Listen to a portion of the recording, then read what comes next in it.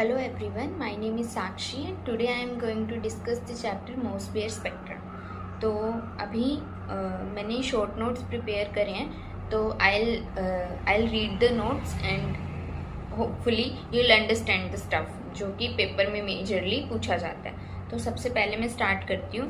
तो यहाँ पर आप देख सकते हो कि सबसे पहले है कि मोसबेयर स्पेक्ट्रा में कौन सी जो है वो रेज यूज़ होती है. तो गामा रेज यूज़ होती है और इसमें न्यूक्लियर ट्रांजिशन होता है.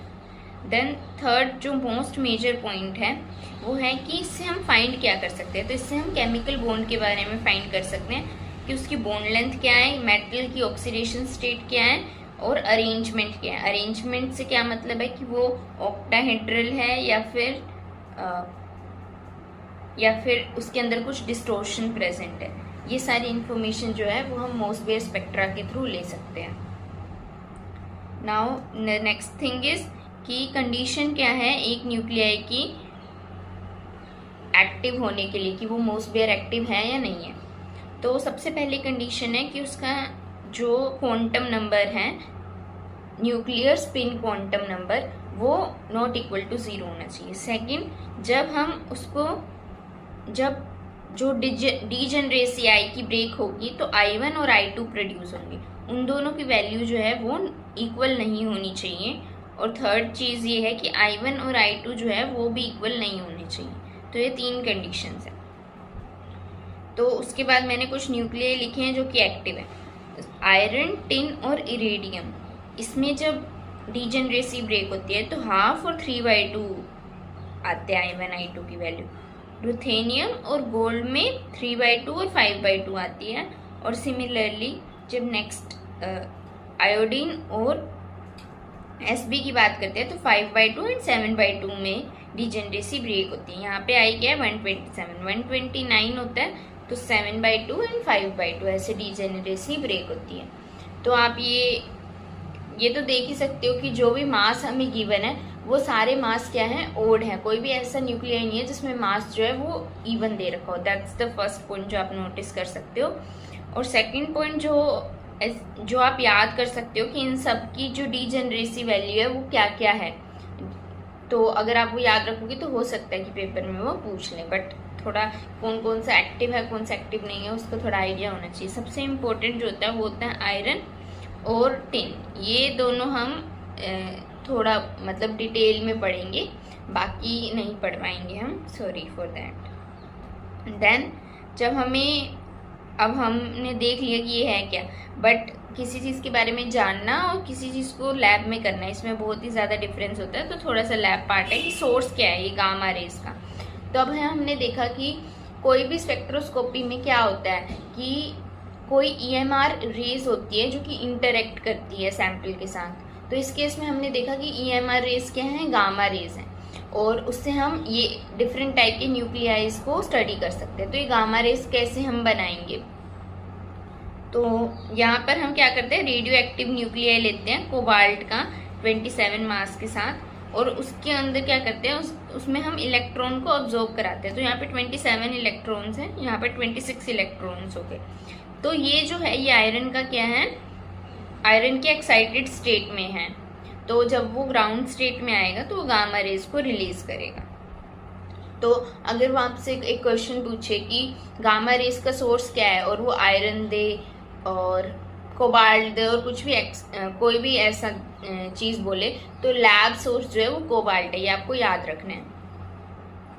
तो अब हमारे पास क्या हो गई, गामा रेज जो है वो अब हमारे पास प्रेजेंट है. हमने गामा रेज को बना लिया और हमारे पास क्या गिवन है, सैंपल है. तो सैंपल के में क्या है, सैंपल में एक एनर्जी डिफरेंस है जो कि डेल्टा ई है. जब ये डेल्टा ई की वैल्यू हमारी गामा रेज की एनर्जी के इक्वल होगी तब ट्रांजिशन होगा. यही हमारा प्रिंसिपल भी होता है किसी भी स्पेक्ट्रोस्कोपी को कराने का.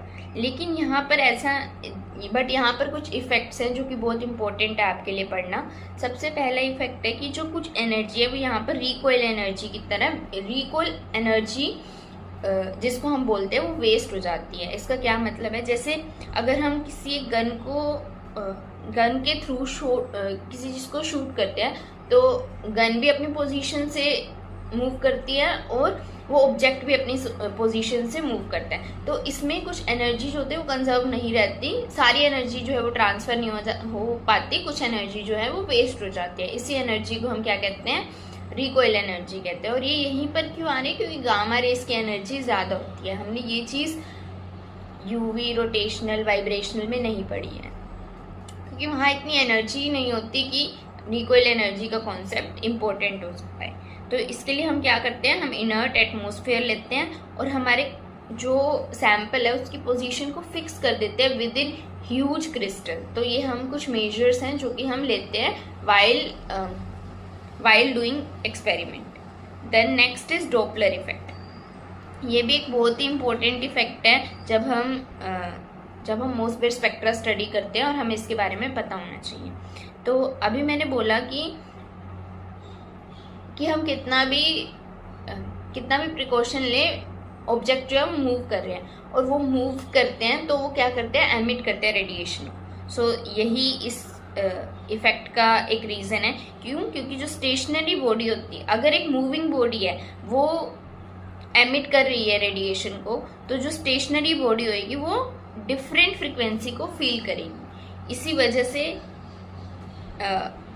ये भी एक रीज़न है कि हम बाइंडिंग अब्जॉर्बिंग न्यूक्लियाई को फिक्स कर देते हैं within a big crystal, so that वो इफेक्ट जो है वो मोशन का वो रिड्यूस हो पाए। But still there is a effect. तो ये Doppler effect and recoil energy दोनों ही इंपॉर्टेंट है। नाउ अब हमें पता लग गया कि हमें किन किन चीज़ों का ध्यान रखना है और चीज़ें एक्चुअल में कैसे हो रही हैं। कि हमें, अगर हम कह रहे हैं कि यहाँ पर अब्जॉर्प्शन हो रहा है, तो जो वो एनर्जी दे रहे हैं हम, वो एक्चुअल में वो एनर्जी कम पड़ रही है या फिर ज़्यादा पड़ रही है, depending upon recoil energy and Doppler's effect. तो अब हम स्पेक्ट्रा को रिकॉर्ड कैसे करेंगे, इसके लिए हम क्या करेंगे, हमारा जो सोर्स है और एक क्या है, सैंपल है, दो चीज़ें है ना। हम सैंपल को क्या कर देंगे, फिक्स कर देंगे, और सोर्स को हम मूव करेंगे। जब हम मूव करेंगे तो फिर क्या होगी, इसकी वेलोसिटी चेंज होगी, और वेलोसिटी चेंज होगी तो हमें पता है डॉपलर्स इफेक्ट की वजह से जो एनर्जी उसको मिलेगी, किसको मिलेगी, सैंपल को, वो या तो ज़्यादा मिलेगी या फिर कम मिलेगी। तो या तो नेगेटिव हो जाएगी या फिर पॉजिटिव हो जाएगी। एनर्जी जो हम दे रहे हैं उससे ज़्यादा हो जाएगी या कम हो जाएगी। और ये जो रिकॉइल एनर्जी है वो किसकी डायरेक्टली प्रोपोर्शनल है, वेलोसिटी की डायरेक्टली प्रोपोर्शनल है। अब जब हम वेलोसिटी दे रहे हैं, और ग्राफ हम किसके बीच में प्लॉट कर रहे हैं, इंटेंसिटी के और स्पीड ऑफ सोर्स के बीच में। तो इंटेंसिटी जनरली क्या रहेगी, 100 रहेगी जब तक कुछ अब्जॉर्प्शन नहीं हो रहा है। बट जहाँ पर भी अब्जॉर्प्शन होगा वहाँ पर इंटेंसिटी जो हम लाइट की दे रहे हैं वो कुछ अब्जॉर्ब हो गई है, तो इंटेंसिटी कम हो जाएगी। तो यहाँ पर आप देख सकते हो कि जो 3 पॉइंट है, जो 3 जब स्पीड ऑफ सोर्स है तो उस केस में एक पीक हमें देखने को मिल रही है, तो वहाँ पर कुछ ना कुछ अब्जॉर्प्शन हुआ है। तो अब हम इस चीज़ को इंटरप्रेट कैसे करेंगे, तो यहाँ पर मैंने लिख रखा है, सपोज करते हैं कि हमारा जो डेल्टा ई है, मतलब एक ट्रांजिशन होने के लिए हमें कितना चाहिए, 10 किलो जूल जो है वो एनर्जी चाहिए। जो सैंपल है उसके बीच में जो एनर्जी गैप है वो कितना है, 10 किलो जूल का है। अब हम रिकॉइल एनर्जी दे रहे हैं 2 किलो जूल। रिकॉइल एनर्जी हम कैसे देंगे, स्पीड ऑफ सैंपल को चेंज करके। तो जो हमें एनर्जी हम देंगे वो एक्चुअल में किस चीज़ का सम होगा, वो जो हम एनर्जी दे रहे हैं प्लस जो रिकॉइल एनर्जी है, तो वो एनर्जी और जब सैंपल की एनर्जी मैच करेगी तो ट्रांजिशन हो जाएगा। अब ये रिकॉइल एनर्जी का फॉर्मूला है जो कि इम्पोर्टेंट है, जो कि आप नोट कर सकते हो कि रिकॉइल एनर्जी जो है वो सबसे पहले किसके डायरेक्टली प्रोपोर्शनल होती है कि एनर्जी ऑफ सोर्स कितना है। तो एनर्जी ऑफ सोर्स, अगर हमें सोर्स की एनर्जी जो है वो ज़्यादा चाहिए तो ऑब्वियसली हम रिकॉइल एनर्जी को भी ज़्यादा कर देंगे, और मास के और स्पीड ऑफ लाइट के इन्वर्सली प्रोपोर्शनल है। और जो शिफ्ट इन फ्रिक्वेंसी है उसको हम frequency of source divided by speed of light ऐसे लिख सकते हैं। तो ये फॉर्मूला है, 2 फॉर्मूलाज, आप इनको नोट कर सकते हो सकता है कि वो यहाँ से क्वेश्चन पूछ लें। Then splitting. Now this is important part. ज़्यादा चांसेस यही है कि अगर क्वेश्चन आएगा मोसबेयर स्पेक्ट्रा से तो इसी पार्ट से पूछा जाएगा। तो क्वाड्रपल, तो यहाँ पर दो टाइप की स्प्लिटिंग होती है। सबसे पहले मैं आपको क्वाड्रपल स्प्लिटिंग के बारे में बताती हूँ। तो सबसे पहले हमने कंडीशन देखी थी कि आई जो है वो नॉट इक्वल टू 0 होना चाहिए था। I1 I2 not equal, I1 और I2 जो है वो नॉट इक्वल होने चाहिए थे। ये दो मेजर कंडीशंस थी, है ना। तो यहाँ पर अब वो क्वाड्रपल स्प्लिटिंग के लिए क्या कंडीशन कह रहे हैं कि आई की वैल्यू ग्रेटर देन हाफ होनी चाहिए। अगर आई की वैल्यू हाफ है या फिर उससे कम है तो उस केस में कोई स्प्लिटिंग नहीं होगी। ऐसा क्यों होगा? क्योंकि जब आई की वैल्यू हाफ होगी तो सिमेट्रिक डिस्ट्रीब्यूशन होगा और इस केस में एनर्जी लेवल्स जो हैं वो डिवाइड नहीं हो पाएंगे। तो ये हमारी फर्स्ट कंडीशन है। सेकेंड कंडीशन है इलेक्ट्रिक फील्ड ग्रेडियंट जो है उसकी वैल्यू नॉट इक्वल टू 0 होनी चाहिए।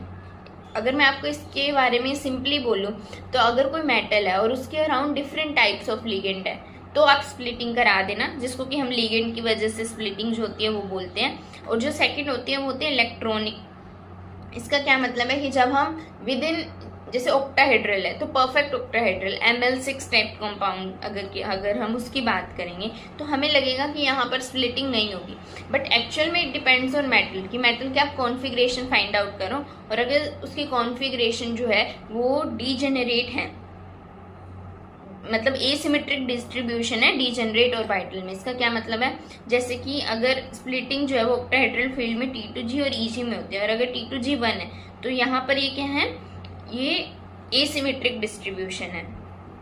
तो वैसे ये जो ऐसे कंपाउंड होंगे वो स्प्लिटिंग शो करेंगे। जैसे सपोज अगर T2G3 ऐसी कॉन्फ़िगरेशन है तो फिर यहाँ पर ये क्या है, ये सिमेट्रिक डिस्ट्रीब्यूशन है, तो इस केस में स्प्लिटिंग नहीं होगी। एक चीज़ जो कि मैं बोलना चाहती थी यहाँ पर, फर्स्ट चीज़। नाउ सेकंड चीज़ जो मैं बोलना चाहती हूँ कि अब सपोज करते हैं कि कोई दो कंपाउंड आपको दिए हैं। एक ऐसा कंपाउंड दिया है जहाँ पर लिगेंड के थ्रू स्प्लिटिंग पॉसिबल है और एक वो कंपाउंड है जिसमें इलेक्ट्रॉनिक डिस्ट्रीब्यूशन के थ्रू स्प्लिटिंग पॉसिबल है। तो हम कौन सा, किस इफेक्ट को मेजर इफेक्ट कंसीडर करेंगे? तो इलेक्ट्रॉनिक इफेक्ट जो है वो मेजर इफेक्ट है। तो ये सेकंड चीज़ थी जो कि इम्पोर्टेंट थी। अब मैं आपको कुछ इसी के एग्जांपल्स दिखाती हूँ।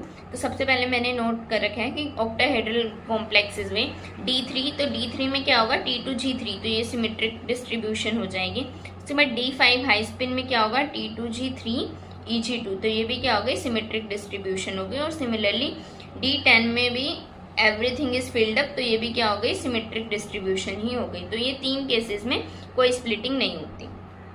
उसके बाद नेक्स्ट है कि अगर FeH2O होल 6 2+, तो इस केस में रीजन अगर आपसे वो पूछेगा तो रीजन क्या है, रीजन है इलेक्ट्रॉनिक डिस्ट्रीब्यूशन, उसी की वजह से स्प्लिटिंग हो रही है। और FeCO5 में पूछेगा तो FeCO5 में देखो लिगेंड सारे सेम है, बट जो इसकी सिमेट्री है वो क्या बनेगी, या तो वो TBP बनेगी या फिर स्क्वायर पिरामिडल बनेगी। और ये दोनों ही सिमेट्रीज जो हैं वो they are not the ideal symmetries. Ideal symmetries कौन सी होती है, टेट्राहेड्रल होती है, ऑक्टाहेड्रल, आइकोसाहेड्रल। तो यहाँ पर वो सिमेट्री नहीं है, तो इसका रीजन जो होगा वो हम लिगेंड डिस्ट्रीब्यूशन को देंगे।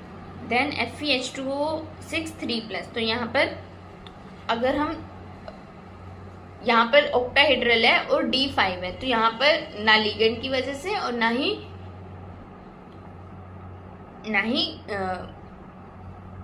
इलेक्ट्रॉनिक डिस्ट्रीब्यूशन की वजह से स्प्लिटिंग पॉसिबल है।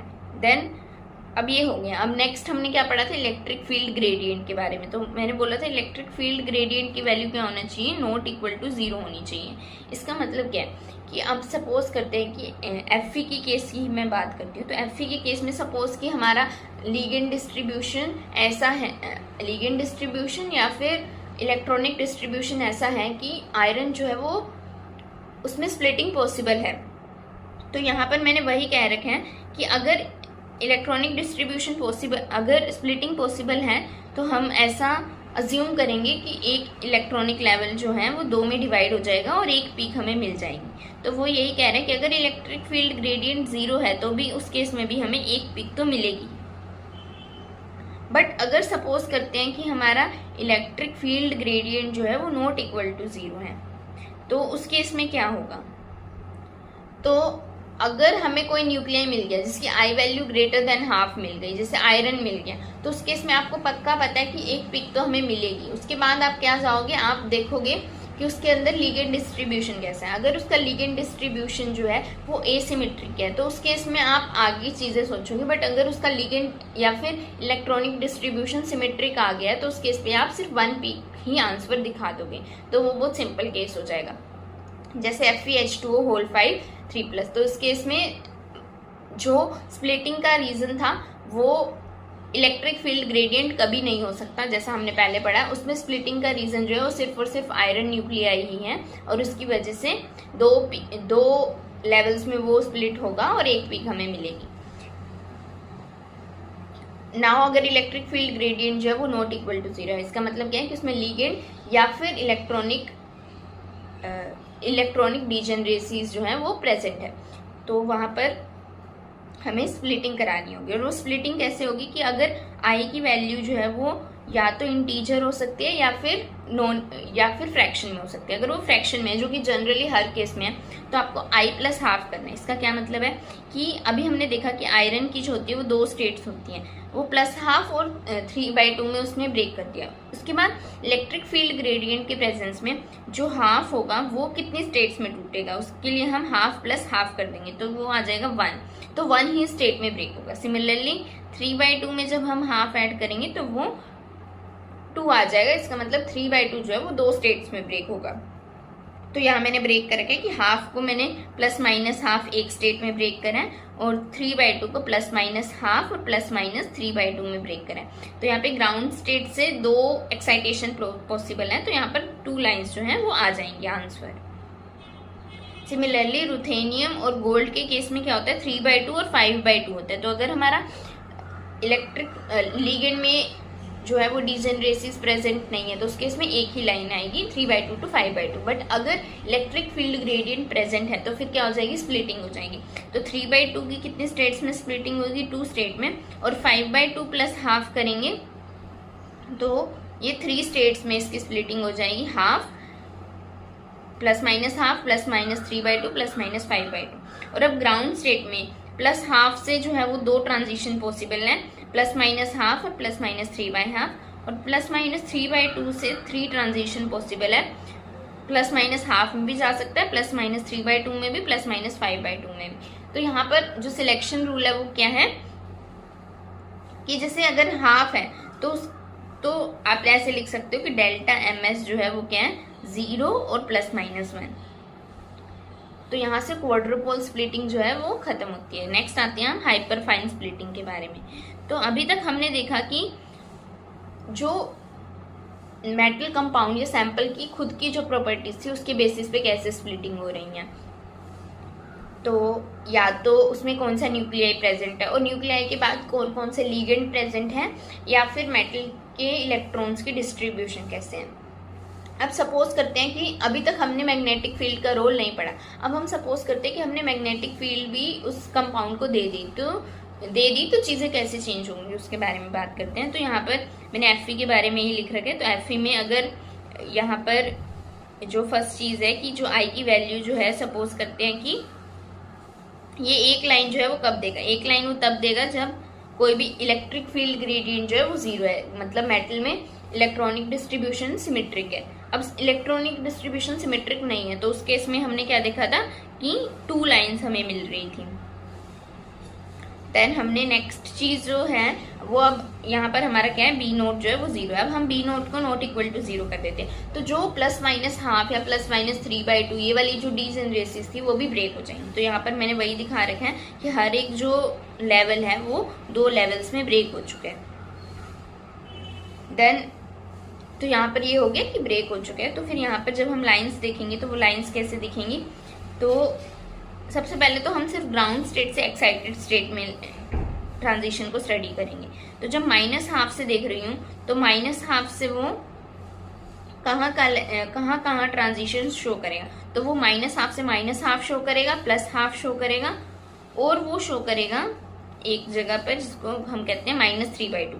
तो -3/2 जो कि फाइनल लेवल है उसमें हम माइनस कर देंगे इनिशियल लेवल जो कि -1/2 है। तो -3/2 + 1/2, तो ये जो आएगा वो -1 आएगा। तो ये पॉसिबल है। सिमिलरली अगर +½ से देखेंगे तो +½ से वो -½ शो करेगा, +½ से वो +½ शो कर सकता है, और +½ से +3/2 भी शो कर सकता है, तो ये 3 लाइन शो करेगा, तो टोटल लाइन्स हमें 6 मिल जाएंगी। सिमिलरली मैंने ये टेबल बनाई है, ये टेबल आप खुद बना के भी देख सकते हो, it is not at all difficult task. जैसे मैंने आयरन के लिए अभी आपको बताया कि वैसे जनरली 1 लाइन होती है, फिर इलेक्ट्रिक फील्ड ग्रेडियंट आ जाता है तो 2 लाइन्स हो जाती हैं, और अगर बी नोट भी आ जाता है तो 6 लाइन्स हो जाती हैं। सिमिलरली एसएन के लेवल सेम है, तो फिर यहाँ पर 1, 2 एंड 6 लाइन्स ही होंगी। उसके बाद निकल के केस में 3/2 और 5/2 एनर्जीज होती हैं। तो इस केस में हम लेवल्स को कैसे देखेंगे, तो यहाँ पर मैंने दिखा रखा है कि अगर आप देखोगे तो ये 3/2 5/2, तो फिर एक लेवल एक जो पीक आएगी वो हमें इलेक्ट्रिक फील्ड ग्रेडियंट अगर नॉट इक्वल टू 0 है तो हमें एक पीक वैसे दिखेगी।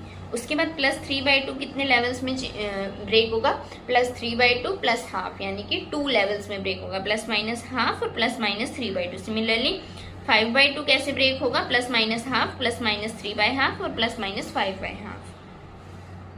और यहाँ पर हमें अब लेवल्स में ट्रांजिशन देखना है, तो +-1/2 से कहाँ ट्रांजिशन हो सकता है, +-1/2 में हो सकता है और +-3/2 में हो सकता है। और यही अगर हम +-3/2 से देखेंगे तो वो +-1/2 में भी हो सकता है, +-3/2 में भी और +-1/2 में भी। जैसे मैंने ट्रांजिशन रूल बताया था कि डेल्टा एमएस जो है वो 0 और +-1 होता है, तो यहाँ पर 5 लाइन्स आ जाएंगी। और उसके बाद जब बी नोट भी नॉट इक्वल टू 0 है तो हर लेवल में जो 2 डीजेनरेसीज हैं वो भी ब्रेक हो जाएंगी, और फिर उसके बाद आपको हर लेवल में देखना पड़ेगा कितने कितने ट्रांजिशन पॉसिबल हैं। तो यहाँ मैंने शो भी कर रखा है कि 12 लाइन्स जो है वो पॉसिबल होंगी।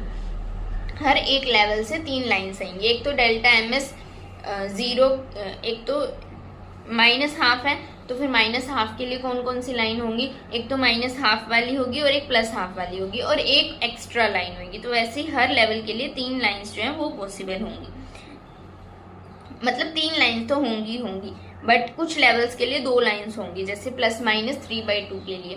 तो अगर -3/2 है तो +3/2 और -3/2 तो होगा ही, बट ऐसा भी पॉसिबल है कि और लेवल्स भी ट्रांजिशन पॉसिबल दिखा पाए। तो ये आप देख लेना, 12 लाइन्स आ जाएंगी। और सिमिलरली आयोडीन के लिए क्या आ जाएंगी, 18 लाइन्स आ जाएंगी। तो ये आप लेवल्स के थ्रू इजीली चेक कर सकते हो। देन नेक्स्ट बात करते हैं क्वाड्रुपल स्प्लिटिंग जो है एसएन में कैसे होती है। तो अभी हमने आयरन के बारे में बहुत कुछ डिस्कस कर लिया और ये बहुत है, आप प्रीवियस ईयर क्वेश्चंस भी देख सकते हो। अगर आपको चाहिए तो मैं मोसबेयर से रिलेटेड प्रीवियस ईयर क्वेश्चंस भी डिस्कस करा सकती हूँ। इफ़ यू वांट देन आप कमेंट कर सकते हो। तो क्वाड्रुपल स्प्लिटिंग हमें बतानी है कि टिन के 4 कंपाउंड्स दे रखे हैं, तो ये चारों जो है वो हमें टेट्राहेड्रल दिख रहे हैं। तो हम सोचेंगे कि स्प्लिटिंग जो है वो इनमें क्या होगी, इलेक्ट्रिक फील्ड ग्रेडियंट नहीं है तो फिर स्प्लिटिंग नहीं होगी, तो एक ही लाइन दिखेगी। बट एक्चुअल में ये SnF4 जो है वो स्पेशल केस है। क्यों? क्योंकि यहाँ पर बॉडी सेंटर्ड टेट्रागोनल स्ट्रक्चर होता है, जिसकी वजह से हमें स्प्लिटिंग दिखती है और 2 लाइन्स जो है वो इसका आंसर है। तो ये आप थोड़ा सा याद रखना। उसके बाद आइसोमेरिक शिफ्ट, इम्पोर्टेंट टॉपिक है ये भी, इससे भी क्वेश्चन जो है वो फ्रेम हो सकता है। तो आइसोमेरिक शिफ्ट, सबसे पहले तो अगर आपको कोई भी डाटा या कोई भी रिकॉर्डिंग करनी है तो आपको रेफरेंस जो है वो कुछ ना कुछ तो कंसीडर करना ही पड़ेगा। तो अगर हम आयरन का ले रहे हैं या फिर टिन का ले रहे हैं, तो यहाँ पर मैंने दो कंपाउंड्स हैं जो कि मैंने रेफरेंस लिख रखे हैं, हो सकता है कि वो आपसे पूछ लें। तो ये 2 कंपाउंड्स हैं, इनको आप नोट कर सकते हो कि this is sodium nitrochloride and this is BaSnO3। तो ये जो है वो एज द रेफरेंस यूज किए जाते हैं। उसके बाद शिफ्ट के बारे में हम पढ़ रहे थे। तो शिफ्ट जो है उसका फॉर्मूला मैंने यहाँ पर लिख रखा है ना, तो मैं आपको इस फॉर्मूला के बारे में बताती हूँ। जो भी क्वेश्चन है वो इसी फॉर्मूला से ही रिजॉल्व होते हैं। बेसिकली जो उसका पीछे की स्टोरी है वो सब इसी फॉर्मूला से ही आती है। तो यहाँ पर सबसे पहले के क्या है, कॉन्स्टेंट है, और साई एस स्क्वायर, साई मतलब कि वेव फंक्शन। तो वेव फंक्शन का स्क्वायर मतलब कि इसको हम कैसे इंटरप्रेट कर सकते हैं, क्यों? क्योंकि जो वेव फंक्शन का जो स्क्वायर है वो डायरेक्टली प्रोपोर्शनल होता है इलेक्ट्रॉन डेंसिटी के। तो यहाँ वेव फंक्शन एस का है, तो मतलब कि यहाँ पर हमें समझ आ रहा है कि जो शिफ्ट है वो एस की इलेक्ट्रॉन डेंसिटी की डायरेक्टली प्रोपोर्शनल है, into delta R divided by R G. Delta R क्या है, रेडियस, एक्साइटेड स्टेट और ग्राउंड स्टेट में जो डिफरेंस है, डिवाइडेड बाय में ग्राउंड स्टेट की रेडियस। अब यहाँ पे जो आई थिंक जो मेजर चीज़ है कि जो डेल्टा आर है ये पॉजिटिव भी हो सकता है और नेगेटिव भी हो सकता है। आयरन के केस में ये इंपॉर्टेंट क्यों है, क्योंकि डेल्टा आर जो है वो नेगेटिव होता है, मतलब ग्राउंड स्टेट की रेडियाई जो होती है वो ज़्यादा होती है। तो अब आपको ये याद रखना पड़ेगा। तो इसका मतलब अब हमने क्या देख लिया कि जो केमिकल शिफ्ट की वैल्यू है वो s इलेक्ट्रॉन डेंसिटी के इन्वर्सली प्रोपोर्शनल है और p इलेक्ट्रॉन डेंसिटी के p या d इलेक्ट्रॉन डेंसिटी के डायरेक्टली प्रोपोर्शनल है। तो यहाँ आप देख सकते हो कि अगर वो आपसे पूछे कि जो शिफ्ट की वैल्यू है वो Fe+1 और Fe+2 इनके ऑर्डर बताओ, तो इलेक्ट्रॉनिक कॉन्फ़िगरेशन लिखी तो हम देख रहे हैं कि तो जैसे ही +1+2 हम चार्ज कर रहे हैं तो s इलेक्ट्रॉन डेंसिटी कम हो रही है, तो केमिकल शिफ्ट वैल्यू जो है वो बढ़ रही है। सिमिलरली Fe+3 और +2 की बात करेंगे तो अब यहाँ पे उल्टा हो गया। अब हमने जब Fe+2 से +3 करा तो d इलेक्ट्रॉन डेंसिटी जो है वो कम हो गई। तो d इलेक्ट्रॉन डेंसिटी जो है वो Fe3+ की क्या है, कम है। s इलेक्ट्रॉन डेंसिटी जो है वो ज़्यादा है, तो Fe+3 का जो होगा वो केमिकल शिफ्ट जो होगा वो कम हो जाएगा। तो आप यहाँ से देख सकते हो। और Fe+1 और +3 में कंपेयर कर रहा है, तो Fe+1 और +3 में अगर आप देखोगे तो सबसे पहले आप s इलेक्ट्रॉन डेंसिटी को देखो, कॉन्फ़िगरेशन लिखी तो यहाँ पर 4s 0 है, यहाँ पर 4s 1 है, तो इसकी s इलेक्ट्रॉन डेंसिटी जो है वो कम है, तो केमिकल शिफ्ट वैल्यू ज़्यादा आएगा। तो अगर आप इसको याद करने चाहोगे तो obviously it would be complicated और वो सेंस नहीं बनाएगा। तो आपने कॉन्सेप्ट सीख लिया, इतना बहुत है। पेपर में आएगा तो कॉन्फ़िगरेशन लिखना और उसी के अकॉर्डिंग आप देख लेना। देन इफेक्ट ऑफ लिगेंड्स की बात करते हैं। तो अभी हमने देखा कि जो केमिकल शिफ्ट वैल्यू है वो s इलेक्ट्रॉन डेंसिटी के इन्वर्सली प्रोपोर्शनल है और d इलेक्ट्रॉन डेंसिटी के डायरेक्टली प्रोपोर्शनल है। तो अगर हमें केमिकल शिफ्ट वैल्यू ज़्यादा करनी है तो हमें डी इलेक्ट्रॉन डेंसिटी को बढ़ाना पड़ेगा। डी इलेक्ट्रॉन डेंसिटी कब ज़्यादा होगी, जब वो सिग्मा डोनर लिगेंड्स लगे होंगे, और जब पाई एक्सेप्टर लिगेंड लगे होंगे तो डी इलेक्ट्रॉन डेंसिटी कम हो जाएगी, तो केमिकल शिफ्ट वैल्यू भी कम हो जाएगी। उसके बाद एक क्वेश्चन वो पूछ सकता है कि डी ऑक्सी हीमोग्लोबिन और ऑक्सी हीमोग्लोबिन में डिफरेंस पूछ सकता है कि उस केस में केमिकल शिफ्ट वैल्यू का ऑर्डर क्या होगा। तो ऑक्सी हीमोग्लोबिन की कम होगी। ऐसा क्यों है, क्योंकि ऑक्सीजन जो है उसके अंदर पाई बॉन्ड होते हैं, तो वो पाई एक्सेप्टर लिगेंड की तरह एक्ट करता है। तो पाई एक्सेप्टर लिगेंड है तो डी इलेक्ट्रॉन डेंसिटी जो है वो कम हो जाएगी, और अगर डी इलेक्ट्रॉन डेंसिटी कम है तो केमिकल शिफ्ट वैल्यू भी कम हो गई। तो यहाँ पर मैंने नोट भी कर रखे। देन हम टिन के बारे में बात करते हैं जो कि इम्पोर्टेंट है। तो टिन के केस में डेल्टा आर वैल्यू जो है वो पॉजिटिव है, तो ये आप देख सकते हो। तो इस केस में सब कुछ रिवर्स हो जाएगा, जो केमिकल शिफ्ट वैल्यू है वो s इलेक्ट्रॉन डेंसिटी के डायरेक्टली प्रोपोर्शनल हो जाएगी। तो यहाँ पर मैंने एक ऑर्डर भी लिख रखा है, आप देख सकते हो कि यहाँ पर देखो। अब इसमें भी आप याद नहीं रख सकते, क्योंकि देखो ऐसा नहीं है कि चार्ज के बढ़ने पे केमिकल शिफ्ट वैल्यू बढ़ रहा है, आपको इलेक्ट्रॉनिक कॉन्फ़िगरेशन ही याद करनी पड़ेगी। तो सबसे पहले आप यहाँ पर देखो इन तीन केस में, तो इन तीन केस में आप देखोगे तो यहाँ पर s इलेक्ट्रॉन डेंसिटी क्या है, कांस्टेंट है, और p जो है वो चेंज हो रहा है। तो p तो हमने क्या देखा था कि जैसे p इलेक्ट्रॉन्स जब कम होंगे तो केमिकल शिफ्ट वैल्यू ज़्यादा होगी। तो यहाँ पर p जो है वो 0 है जिस केस में, उस केस में डेल्टा वैल्यू सबसे ज़्यादा है। और जब हम SN3 और SN4 की बात करेंगे तो इस केस में क्या है कि p जो है वो क्या है, 0 है, और s इलेक्ट्रॉन डेंसिटी ज़्यादा, तो केमिकल शिफ्ट वैल्यू ज़्यादा। तो आपको एग्जैक्टली वही करना है कि आपको कॉन्फ़िगरेशन ही लिखनी है। तो कॉन्फ़िगरेशन SN की क्या होती है, S2P2 होता है। तो अगर हम +1 करेंगे तो फिर P से इलेक्ट्रॉन लीव होगा, तो P1 आएगा SN+1 में, और SN+2 में P0 आएगा। तो यहाँ पर आप देखोगे तो S इलेक्ट्रॉन डेंसिटी में ज़्यादा है और P इलेक्ट्रॉन डेंसिटी वेरी हो रही है। लेकिन जैसे आप SN3+ या 4+ में जाओगे तो वहाँ पर इलेक्ट्रॉन जो है वो S से लीव करना स्टार्ट हो जाएगा, तो उस केस में S इलेक्ट्रॉन डेंसिटी कम हो रही है, तो इसलिए उस केस में केमिकल शिफ्ट वैल्यू कम हो जाएगी। और एक चीज़ और मैंने यहाँ पर लिख रखी है कि SN से जब कोई भी इलेक्ट्रोनेगेटिव आइटम जो है वो अटैच होता है तो केमिकल शिफ्ट वैल्यू जो है वो कम होती है, जो कि ऑब्वियसली सही भी बात है। क्यों, क्योंकि जब इलेक्ट्रोनेगेटिव आइटम जो होगा वो अटैच होगा तो उस केस में जो इलेक्ट्रॉन डेंसिटी होगी, S इलेक्ट्रॉन डेंसिटी, वो कम होगी, तो शिफ्ट वैल्यू भी कम हो जाएगी। तो आई थिंक इतना इनफ है। अगर आपको इस वीडियो में कोई भी डाउट है तो फिर आप कमेंट कर सकते हो और आप बता सकते हो कि ये चीज़ समझ नहीं आई, तो मैं वो नेक्स्ट वीडियो में कवर करवाने की कोशिश करूँगी। Thank you so much for watching this video. Do like, share and subscribe.